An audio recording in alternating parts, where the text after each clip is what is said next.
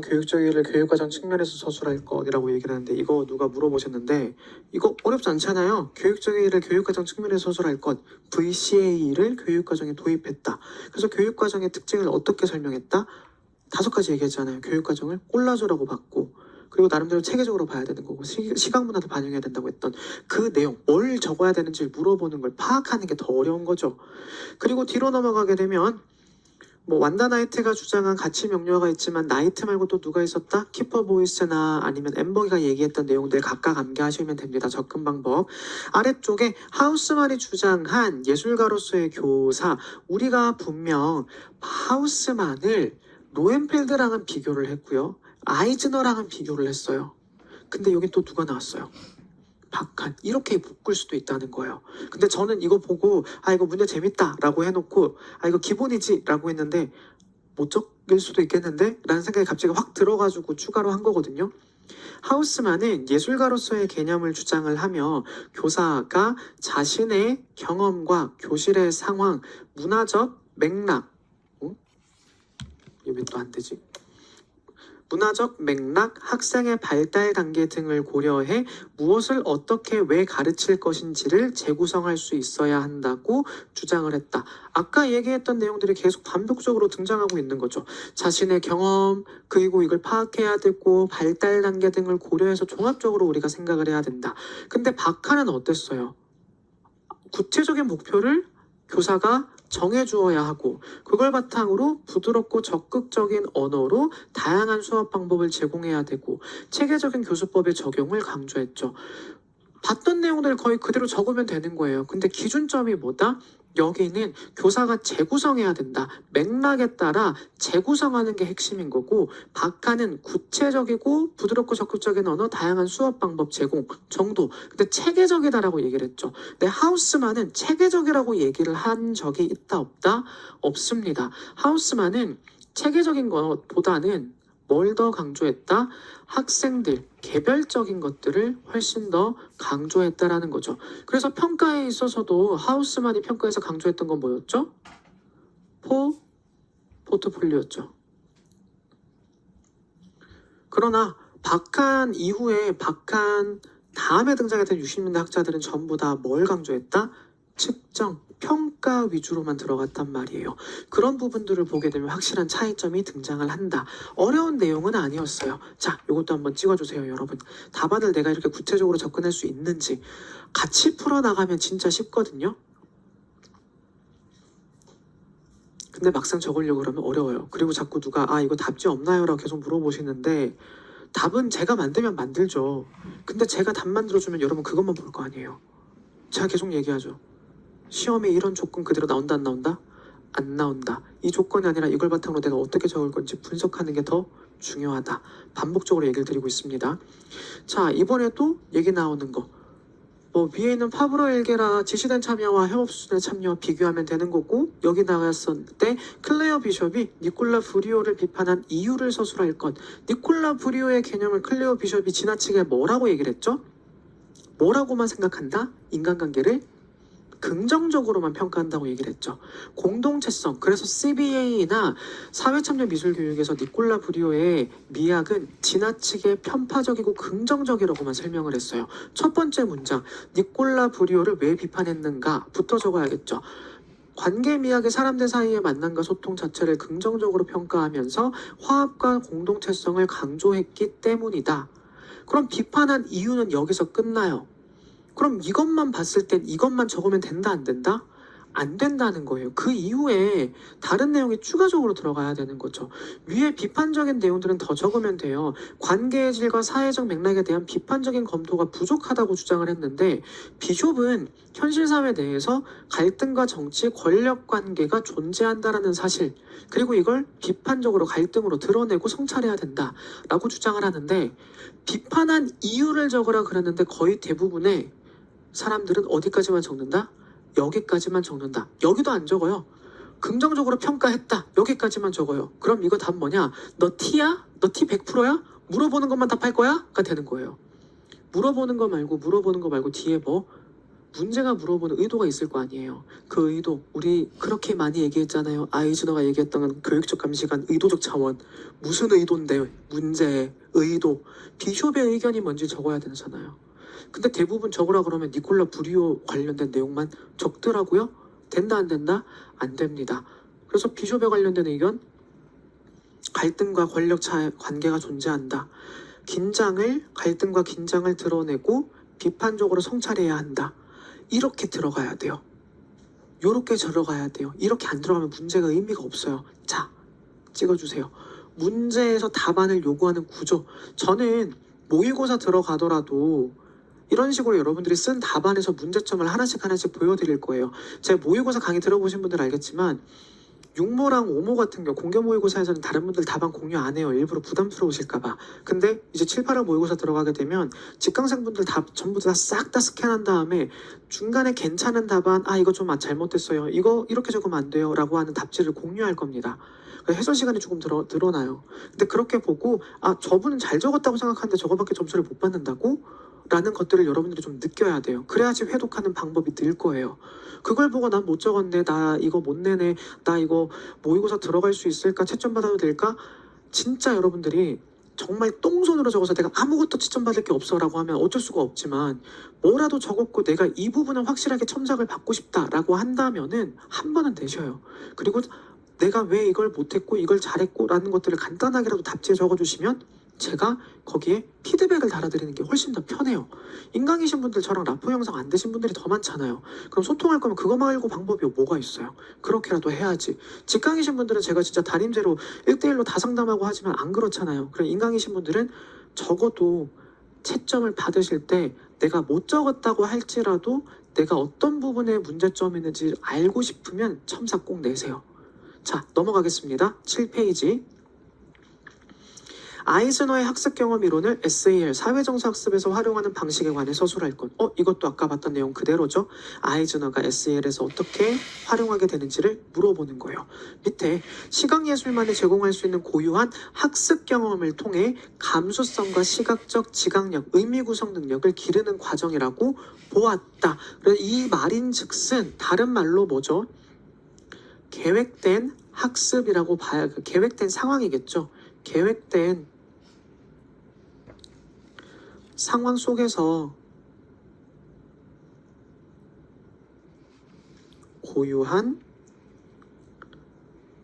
학습이 일어난다 라는 말로 정리해도 전혀 무방해요. 근데 SEL에서는 아이즈너의 방식을 바탕으로 특정 활동을 제공한다면 방금 내용 그대로 연결되죠.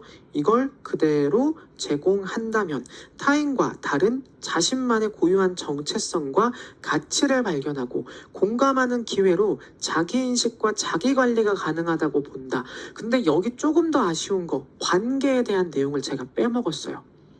원래 문장이 더 있었는데 제가 지금 보니까 빼먹었어요. 그럼 여기서는 관계, 정확하게 무슨 관계? 사회적 인식까지 가능하다 라고 답을 적어줘도 무방해요. 이 부분은 여러분들 계속 설명했던 내용들이 문제로 조건으로 그대로 나왔다는 거 한 번 더 체크하면 되는 거니까 찍으시면 되고, 하르트만의 제1경과 제4경의 의미를 서술할 것. 1경은 뭐였죠? 보이는 대상이었죠. 그러다가 4후경까지 가게 되면 얘가 제일 마지막이죠. 4후경. 그럼 4후경은 뭐가 있다? 정서적, 심리적 부분으로까지 발전해서 본질적인 가치, 얘가 결국에는 전달하고 사는 의미가 뭔데? 까지 들어가는 거예요. 그 정경은 뭐다? 발려져 있는 안료였죠. 그래서 후경 2층, 후경 3층 각 층의 의미를 정확하게 파악하게 되면 후경의 개념을 물어보라고 얘기를 할 수도 있겠지만 비교하라고 설명할 수도 있을 거예요. 그럼 비교한다 그러면 다를 거 없어요. 그냥 각 층의 개념을 쓰더라도 채점은 돼요. 그러니 조건에 맞춰서 적는 연습 계속하셔라. 옆으로 가게 되면요, 펠드맨 비평당 단계의 특징을 서술할 것 4단계 여기 다 적으면 돼야 한대요.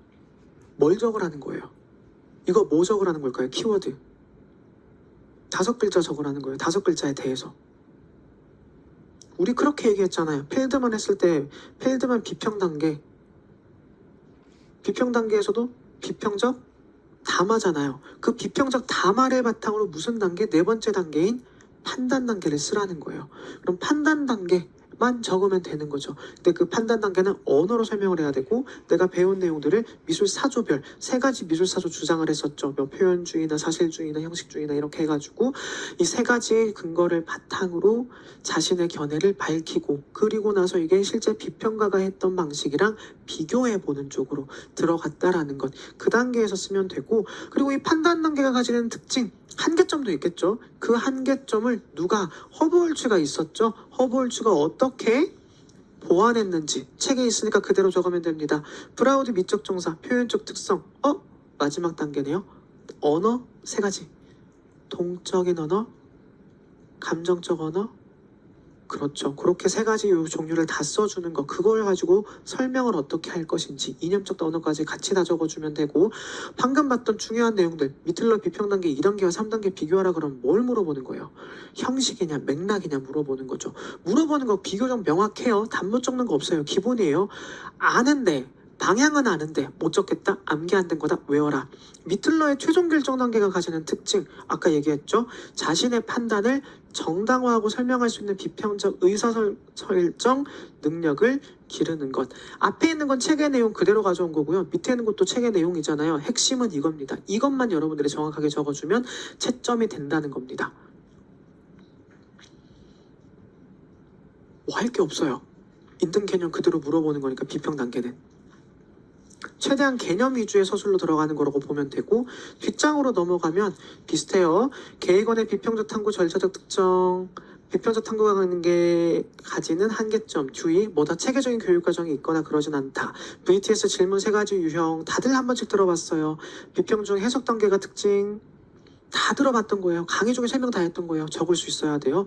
가이드 투어와 갤러리 투어 어려운 거 없잖아요. 가이드 투어는 도슨트나 해설사가 이거 제가 답만 내면서 진짜 디테일하게 적어야겠다고 작정하고 책도 안 보고 제가 쓴 거거든요. 해설사가 전시장을 이동하며 전시 체제를 개괄적으로 소개하고 작품을 선택적으로 설명하는 해설 중심 교육 방식, 단편적 지식을 빠르게 전달하는 것으로 관람객은 다소 수동적이다. 근데 여러분들 여기까진 적을 거예요. 여기까진 누구라도 적어요.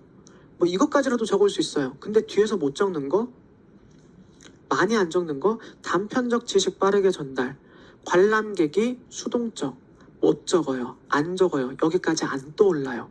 비교 단자 안 잡으니까. 근데 갤러리 토크는 누가 큐레이터나 전문 스태프가 특정 주제를 중심으로 이야기를 심층적으로 해설하고 토론을 병행하는 참여라는 거죠. 근데 여러분 놓치는 거 여기서 굳이 참여형이라는 말도 안 적을 거예요. 능동적인 의미 구성이나 비판적 사고라는 말도 안 떠오를 거예요. 왜 그럴까요? 여러분들은 명쾌하게 딱딱 구분이 되는 것만 외워요. 도슨트냐 큐레이터냐 내용의 전달이냐 토론이냐 이것만 적어요. 그럼 이게 궁극적으로 추구하는 바가 뭔데? 교육 방식의 차이잖아요. 여기서 나와 있는 교육 방식의 차이를 물어보는 건 궁극적으로 이게 추구하는 방향이 뭔데? 가 의도예요. 의도적 차원으로 접근해야 돼요. 근데 이거 적는다 못 적는다? 안 적는다고요. 근데 고득점이신 분들 거의 어떻게 된다? 진짜 다 적어요. 정말 다 적어요. 고득점인 사람들 거의 대부분 이거 다 적어요. 그 경기도 컵플러스 18점 다 적어요 진짜. 모의고사 채점할 때도 놀랄 정도예요. 찍으세요. 중요합니다. 똑같은 내용을 남들이 말하는 만큼만 적는 게 아니라 문제의 의도를 파악해서 교육적 감시관을 바탕으로 의도를 파악해서 정확하게 적어내는 연습, 인출해내는 연습을 꼭 하셔야 한다. 암기 정확하게 하시고요. 자, 옆으로 넘어가서 이번에는 78페이지. 자, 계속 얘기했죠. 시릴버트 발달 단계에 대한 비판점 그리고 허버트 리드가 이를 어떻게 극복하기로 했는지. 예전엔 이거 강조 안 했어요. 시릴버트 볼 필요도 없었어요.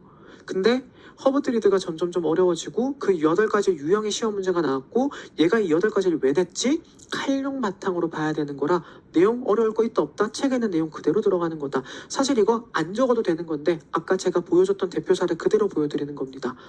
억압의 시기를 기질에 따라 다르게 이겨난다는 폭넓은 해석이다. 생물학적인 성에 의한 구분, 순차성을 지나치게 강조하여 아동 개인의 기질과 표현 성향을 고려하지 못했다. 기질에 따른 성향 차이를 강조했다. 설명했던 내용을 뭐 문장 2개로 깔끔하게 정리한 게 다예요. 찍으시면 돼요. 그럼 79번 볼까요? 하그리브스와 골톤의 발달 단계 중 규칙 체계계에 나타나는 특성. 이거 왜 물어본 걸까요? 아까 비교 단자 테마파크에서 복수 포인트에서 뭐였죠? 로엔펠드에는 없지만 하그리브스에는 있다. 뭘 반영했다? 문화에 따라서 읽어낼 수 있어야 한다. 앞서 분명히 있었어요. 제가 뒤쪽에서 비평 단계에서 한번 설명을 해드렸죠. 집단 문화권의 시각으로 작품 해석. 그래서 답을 채우는 건 오래 걸릴 텐데 답을 찾는 건 오히려 간단해요. 집단 문화권의 시각으로 작품을 해석을 하고 몇몇 소수 독립적 시각을 가질 수도 있다. 이게 여기에선 있다 없다 없는 부분이다. 로엔펠드랑 비교해야 되기 때문에 규칙 체계의 특징을 외우라고 한 겁니다. 밑에 있는 규칙 체계가 들어보면 되고 미적 인식 2단계의 특징 랑의 예술적 환영에 대해서 적으라고 하는 거 별로 어려운 거 없으니까 그대로 보면 되고. 자, 제가 여기 아주 단호하게 적어놨어요. 사실적 탈사실적 단계의 각 교사의 역할을 각각 서술할 것. 자, 이거 한번 생각해 보세요. 사실적과 탈사실적 단계에서 교사의 역할을 적으라 그러면 대부분 어떻게 적게 해요? 사실적 단계에서 교사는 이런 역할을 해야 된다. 탈사실적 단계에서 교사는 이런 역할을 해야 된다. 점수 받을 수 있을까요? 답안의 구조는 어떻게 돼야 된다? 사실적 단계는 땡땡땡 단계이다. 이 단계에서 교사는 이런 문제점을 해결하기 위해 이런 걸 주장했다. 각 단계에 대한 개념을 안 적어요. 이 단계에 대한 개념을 적고 이 개념에 대한 문제점, 이 단계에서 아니면 이 문제점을 해결하기 위한 교사의 역할을 적어줘야겠죠. 구조를 잘 잡으시라고요. 그래서 밑에 뭐라고 적어놨어요? 이런 조건에 교사 역할만 작성하면 안 됩니다. 근데 정말 많은 사람들이 뭐만 적는다? 시험장에서 교사 역할만 적는다. 저는 땡큐죠. 채점하기 편하니까 다 틀렸네 라고 하면 되니까. 그때 여러분 붙어야 되잖아요. 답안을 작성하는 구조, 서답형에서 답안을 작성하는 구조, 근거 같이 제시해라. What, how, why. 아마 7월부터 지겹도록 되들 거예요. What, how, why. What, how, why 그대로 가져가야 됩니다. 미적 발달 단계 중 표현성, 뭐 밑에 있는 내용 결국 어려운 거 없는 거 그대로 적으면 되고. 자, DBA가 가지는 본질주의적 특성에 관해 서술할 것. 요거 예전에 뭐가 나왔죠? 논술형 문제에서 한번 나온 적 있어요. 본질주의적인 측면과 맥락주의적인 측면을 비교해라. 요거 문제에 뭐 비하인드가 있는데 그건 제가 나중에 한번 얘기를 드리고. 미술을 하나의 독립된 학문이자 문화로 보고 미술 자체의 본질적 가치와 지식체계를 중시한 점. 그래서 제가 5개로 정리한 거예요. 외우시면 돼요. 다른 교과를 위한 수단이 아니라 목적적 교과, 즉 미술 본연의 가치를 추구한 점, 자연적 성작이 아닌 체계적인 지도를 통해 획득되는 인지적 성취로 보아 교사 중심에 안내된 교수학습과 객관적 평가를 강조한 점, 문화적 이해를 함양하는 교양인의 양성을 목표로 한 점. 본질주의자는 특성이 가지는 의미가 뭐죠? 얘가 수단이 아니라 자체가 목적이어야 하다라는 거예요. 근데 지금 여기서 얘기하는 건 예술, 정확하게는 뭐죠? 미술이 뭐다? 수단이 아니라 미술 자체가 지금 목적이 된 상태라는 걸 보여주는 거죠. 미술 교육을 통해서 다른 교과를 배운다, 안 배운다? 안 배운다. 미술 교과 자체, 미술을 통해서 미술만의 고유한 가치를 배울 수 있다라는 게 바로 본질주의적인 특성이다. 이 5가지 본질주의적 특성 정리해서 책에다가 여러분들 같이 넣어두는 거 기본이에요. 어려운 건 아니고 기본인데 되게 당연하게 알 거라고 생각했는데 질문하시는 분들이 좀 계셔가지고 요거는 체크만 해주시면 되겠습니다. 그리고 옆으로 넘어가게 되면 뭐 하스퍼스, 전시공간에 의한 미술 뭐 이런 거 이제는 어렵지도 않죠. 옆으로 넘어가게 되면 책에 다 나와 있죠. 예술계, 예술제도론 비교해라. 도상적 단계, 도상 해석학 비교해라. 별로 어려운 거 있다 없다? 전혀 없다. 크로체 콜링우드가 감정 전달에 대해서 어떻게 얘기했냐? 크로체 콜링우드 직관이냐 아니면 인상이냐 감정의 전달이냐 이런 거 보는 거고, 톨스토이가 주장한 감정 미학에서 얘기했죠. 어떤 감정을 전달해야 돼요? 순고 누구야? 순고가 아니고 뭐? 정확하게? 톨스토이가 쓴 것 중에서 제 이름인데 제 이름 마지막 글자 덕. 정덕이를 전달하자 그러진 않을 거 아니에요. 뭐예요? 도덕이잖아요. 도덕적 감정, 긍정적인 감정, 도덕적인 감정. 이거 미학에서 가장 쉬운 건데 지난주에 공부 안 하셨다는 의미예요. 그러면 복습할 때 톨스토이 여기 있는 5개 이론 같은 건 무조건 외워야 됩니다. 그리고 클라이브 벨과 로즈 프라이가 주장하는 의미 있는 형식이 모더니즘에 미친 영향을 서술할 것. 이거 의미 쉽잖아요. 제가 서미현미 질문 미리 예고 하나 할까요? 이렇게 했어요. 샤르댕의 작품이 왜 의미 있는 형식으로 분류가 되는지 서술할 것. 그럼 뭐 어떻게 해야 돼요? 샤르댕의 작품이 가지고 있는 의미부터 적어야겠죠. 그리고 나서 의미 있는 형식이 뭔지 적어야겠죠. 그럼 의미 있는 형식에 대해서 적을 수 있어야 되잖아요. 겹치잖아요. 지금 여러분들 못 적으면 클라이브 벨의 의미를 못 적으면 샤르댕이나 조르주 모란디 작품에도 적용을 할 수가 없다라는 겁니다. 연계되는 거예요. 아시겠죠? 자, 그럼 마무리 짓고 90번까지 모든 게 다 끝났어요. 미학에서 다른 어려운 개념들 물어보지도 않았어요. 10페이지 보게 되면 작년에 복습 포인트 거의 그대로 가져가는 건데, 여기 있는 미술 교육사 바탕으로 보는 거 위에 있는 질문지로 거의 대부분 정리가 끝나거든요. 정리했는데도 내가 잘 모르겠다. 그럼 그대로 보면 됩니다.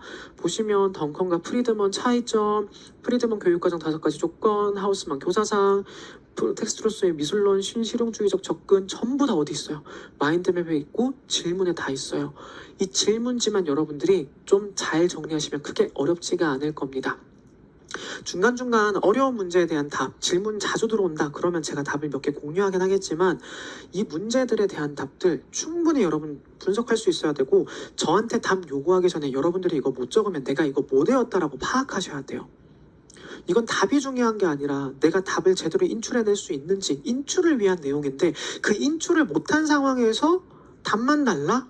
공부 아니에요. 아시겠죠?